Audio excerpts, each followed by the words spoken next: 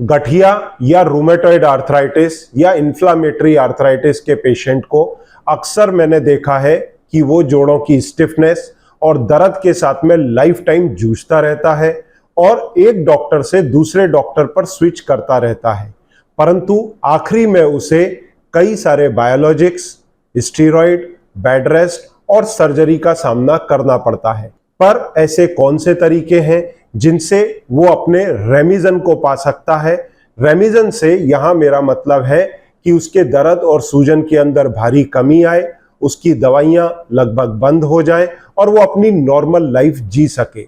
इसके लिए आज 5 पॉइंट जिन पर फोकस करके इस स्टेज को अचीव किया जा सकता है, इसकी इन लेंथ हम चर्चा करेंगे। नमस्कार, मैं हूं डॉक्टर संजीव अग्रवाल। इस चैनल पर हम अक्सर आर्थराइटिस, डायबिटीज और वेट लॉस रिलेटेड वीडियोस आपकी नॉलेज के लिए डालते हैं। यदि आपको ये चैनल पसंद आता है तो अब तक अगर आपने इस चैनल को सब्सक्राइब नहीं किया है तो जरूर सब्सक्राइब करें, बेल आइकॉन को प्रेस करें जिससे आगे के नोटिफिकेशन आपको समय पर मिलते रहें। इसे लाइक करें और अपने मित्रों के साथ में शेयर करें। तो रेमिजन के लिए सबसे पहला स्टेप है आपकी डाइट।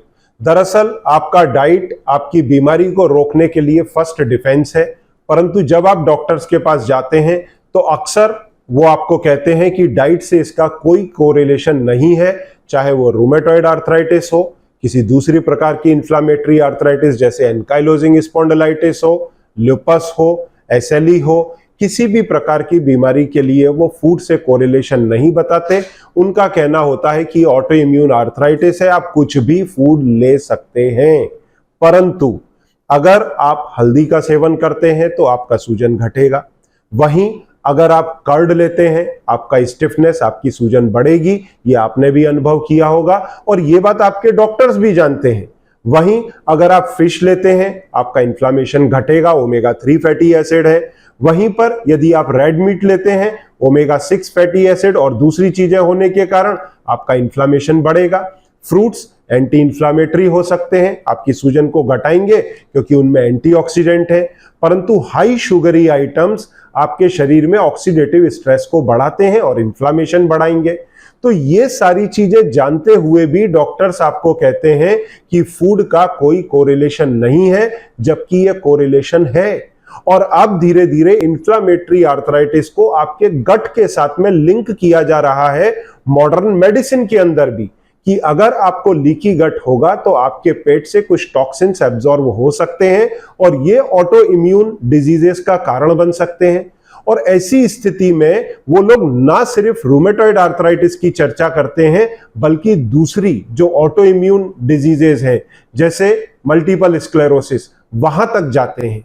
तो गट के माइक्रोबायोम का और लीकी गट का कोरिलेशन आपके फूड और आपकी इन्फ्लामेटरी या ऑटो इम्यून डिजीजेस के साथ में काफी डीपली लिंक होता चला जा रहा है। ऐसी स्थिति में डाइट आपका फर्स्ट डिफेंस है और मैंने मेरे पेशेंट्स के साथ भी यह एक्सपीरियंस किया है कि जब वो लोग हमारे auto immune and anti inflammatory dietary protocol of 100 days के लिए जाते हैं, जिसे हम AIP डाइट कहते हैं, तो इसके माध्यम से 100 डेज में उनका इन्फ्लामेशन, उनका पेन, दर्द, स्टिफनेस काफी हद तक नीचे चली जाती हैं, उनकी दवाइयों के डोजेज में काफी कमी आती है और वो रिमीजन को भी अचीव कर पाते हैं। तो फर्स्ट डिफेंस आपका डाइट है। दरअसल हम हमारे डाइटरी प्रोटोकॉल के जो कोर्सेज हैं उनके अंदर AIP डाइट पर काफी फोकस करते हैं, मरीजों को लाभ भी होता है, परंतु यहां पर मैं डाइट को स्पेसिफिकली लेकर के कई सारे वीडियोस बनाने वाला हूं। इसलिए आपसे भी रिक्वेस्ट करता हूं कि आप इस चैनल को अभी से सब्सक्राइब करें, जिससे वो सारे वीडियोस के नोटिफिकेशन आपको समय पर मिलते रहे। अब हम चर्चा करेंगे दूसरे पॉइंट की, और दूसरा पॉइंट है एक्सरसाइज। हालांकि इस पॉइंट के बारे में आपके डॉक्टर भी आपको समझाते हैं कि आपको एक्सरसाइज करनी चाहिए। इसके ब्रॉडली 3-4 रीजंस हैं। सबसे पहला, अगर आप एक्सरसाइजेज नहीं करेंगे तो रेंज ऑफ मूवमेंट घटता जाएगा, आपके जोड़ों की स्टिफनेस और दर्द बढ़ेगा। अगर आप एक्सरसाइजेज करेंगे तो आपके जोड़ों की रेंज ऑफ मूवमेंट मेंटेन रहेगी, स्टिफनेस घटेगी, क्योंकि अक्सर ये देखा गया है कि इन्फ्लामेटरी आर्थराइटिस में मॉर्निंग के अंदर स्टिफनेस रहती है। जैसे जैसे आप अपनी एक्टिविटीज बढ़ाते हैं, कुछ समय के अंदर आपका स्टिफनेस और दर्द घटता चला जाता है।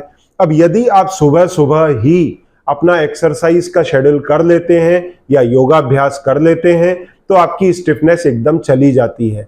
तो आपके कम से कम समय की वेस्टेज होती है, दर्द आपको कम से कम झेलना होता है। तो सबसे पहला रेंज ऑफ मूवमेंट, उसके बाद में दूसरा आपके जॉइंट के चारों तरफ के मसल, लिगामेंट, टेंडन, इसकी स्ट्रेंथ मेंटेन रहती है जिससे डिफॉर्मिटी को रोकने के अंदर मदद मिलती है। फिर यदि आप योगाभ्यास करते हैं तो चेस्ट की एक्सरसाइज भी होती है, ब्रीद इन ब्रीद आउट।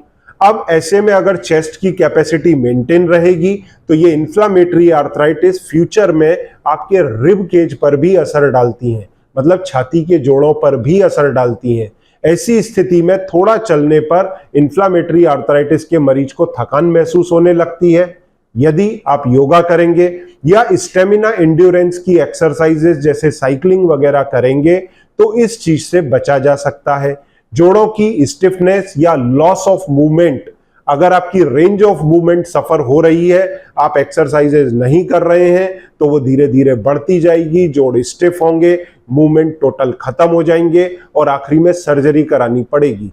तो इन सारी अवस्थाओं से बचा जा सकता है अगर आप कंटिन्यूअस एक्सरसाइजेस करते हैं तो, परंतु आपको कॉशियस होकर के एक्सरसाइजेस करनी है। अगर किसी पर्टिकुलर एक्सरसाइज को करने से आपका दर्द बढ़ने लगता है तो वो पर्टिकुलर एक्सरसाइज ना करें। हाँ, ये बात जरूर है, अगर आपने एक्सरसाइज की शुरुआत ही की है तो एक आध दो दिन दर्द थोड़ा बढ़ सकता है, पर अगर वो हद के बाहर जाने लगे तो वो एक्सरसाइज ना करें। अपनी दवाइयों का सेवन सही समय पे करें, डाइटरी प्रोटोकॉल फॉलो करें, फिर जब दर्द कम हो जाए दोबारा एक्सरसाइजेस शुरू करें। अब जो तीसरा फैक्टर है वो बहुत इंपॉर्टेंट है और अक्सर मैंने देखा है कि आपके ऑर्थोपेडिशियन ही नहीं, इवन रूमेटोलॉजिस्ट भी उस कड़ी को मिस करते हैं, और वो है आपके जॉइंट्स की सेफ्टी। अक्सर मैंने देखा है कि आपके डॉक्टर्स जॉइंट की हेल्थ से रिलेटेड जो सप्लीमेंट हैं उन्हें देने में कमी रखते हैं। वो आपके जो प्रॉपर इन्फ्लामेटरी आर्थराइटिस की दवाइयां हैं वो देते हैं, परंतु जोड़ की हेल्थ से रिलेटेड, जैसा अक्सर मैं आपको बताता हूं, जॉइंट फ्रेश और 4 स्टेप जैसी दवाइयों को मिस करते हैं। इसके कारण धीरे धीरे आपके जोड़ों की कार्टिलेज खराब होने लगती है, उसकी थिकनेस घटने लगती है, सूजन, दर्द बढ़ता चला जाता है और आखिरी में डॉक्टर एक सिंपल सी लाइन बोलते हैं कि भाई अब आपकी कार्टिलेज पूरी तरह खत्म हो गई है, अब आप जोड़ की सर्जरी करा लीजिए। तो इस स्थिति से बचा जा सकता है यदि आप जॉइंट फ्रेश और 4 स्टेप जैसे हर्बल सप्लीमेंट को समय पर लेते हैं तो। इसके अंदर जॉइंट फ्रेश आपकी कार्टिलेज को रिपेयर और रीबिल्ड करने में मदद करता है। जैसा मैं अक्सर बताता हूं कि ये central drug research institute of India Lucknow के साइंटिस्ट का रिसर्च प्रोडक्ट है और ये नैनो टेक्नोलॉजी बेस्ड है। इसे यूएस में भी पेटेंट मिला है। इससे आप अपनी कार्टिलेज की हेल्थ को मेंटेन रख सकते हैं, रिपेयर रीबिल्ड कर सकते हैं। जैसा अक्सर मैं कई एक्सरेज आप लोगों के साथ शेयर करता हूं, आप सामने स्क्रीन पर देख सकते हैं। अगर इसका लंबे समय तक सेवन करें तो कार्टिलेज की थिकनेस को इवन इंप्रूव किया जा सकता है। इसके साथ में 4 स्टेप जैसी टैबलेट का सेवन करने से जोड़ों के दर्द और सूजन को कम रखा जा सकता है, जिससे आपको दर्द निवारक गोलियों का सेवन करने से बचने में मदद मिलती है जो आपके लिवर, किडनी पर साइड इफेक्ट्स करते हैं। तो इन दवाइयों का सेवन करना काफी आवश्यक है।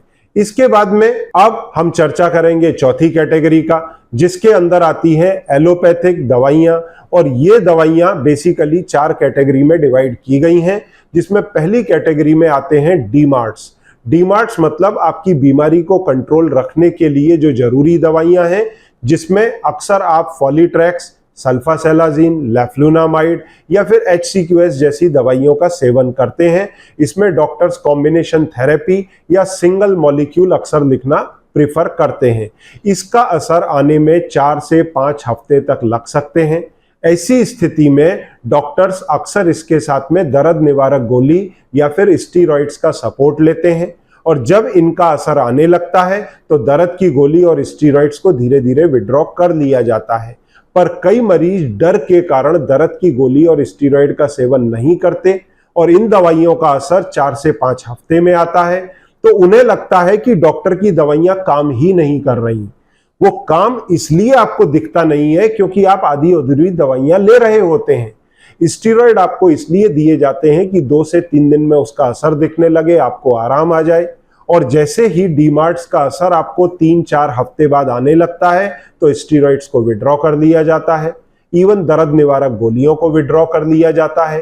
तो दर्द निवारक गोली आधे घंटे में काम करेगी, आपके स्टेरॉइड्स 2 से 3 दिन में काम करने लगेंगे और डीमार्ट्स लगभग 3 से 4 हफ्ते या 1 महीने में काम करने लगेंगे। तो डॉक्टर्स इस कॉम्बिनेशन को प्रॉपर सेट में बिठाते हैं, पर आप करते क्या हैं? दर्द की गोली और स्टेरॉइड का सेवन छोड़ देते हैं, जिससे आपको लगता है कि दवाई का असर आ नहीं रहा और सारी दवाई बंद करके आप दूसरे डॉक्टर पर जंप कर लेते हैं जो कायदे से ठीक नहीं है। ऐसी स्थिति में आप स्टेप बाय स्टेप जाएं, आपको डेफिनेटली रिलीफ मिलेगा। अब कुछ स्थितियों में जब स्थिति ज्यादा सीवियर होती है, आपके बॉडी में सीआरपी ईएसआर के लेवल बहुत हाई होते हैं, तो कई बार बायोलॉजिक्स का या जैग इनहिबिटर्स का भी सपोर्ट लेना पड़ता है। ऐसी स्थिति में इन दवाइयों का प्रॉपर सेवन करें। अब इन दवाइयों के, ये बात मैं मानता हूं कि अगर लंबे समय तक लेंगे तो कुछ साइड इफेक्ट्स आ सकते हैं। तो ऐसी स्थिति में डॉक्टर्स आपके 3 से 6 महीने में ब्लड टेस्ट कराते हैं। तो 5वां डिफेंस है ब्लड टेस्ट। इसकी जरूरत हमें 2 कारणों से पड़ती है। एक, कि आपकी दवाइयों के कोई साइड इफेक्ट तो नहीं आ रहे। अगर कोई साइड इफेक्ट आ रहे हैं तो डॉक्टर्स आपकी दवाइयों को उसी प्रकार से ऑल्टर करेंगे। और दूसरा, आपके शरीर में बीमारी का स्टेटस क्या है उसे देखते हुए जो चौथे ग्रुप में मैंने दवाइयां बताई थी, उन दवाइयों को रीशेड्यूल किया जाता है। तो अगर कोई मरीज इन 5 पॉइंट पर लाइफ टाइम प्रॉपर फोकस करके आगे बढ़ता है तो ट्रबल फ्री अपने जीवन को निकाला जा सकता है, बिना किसी जोड़ों में स्टिफनेस, बिना दर्द के नॉर्मल लाइफ जी जा सकती है इन रेमिजन। और साथ में अपने जो ओरिजिनल जॉइंट्स हैं उनको लाइफ टाइम के लिए इस्तेमाल किया जा सकता है, सर्जरी से बचा जा सकता है।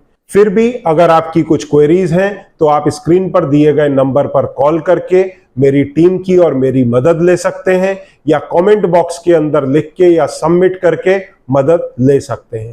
Thank you very much.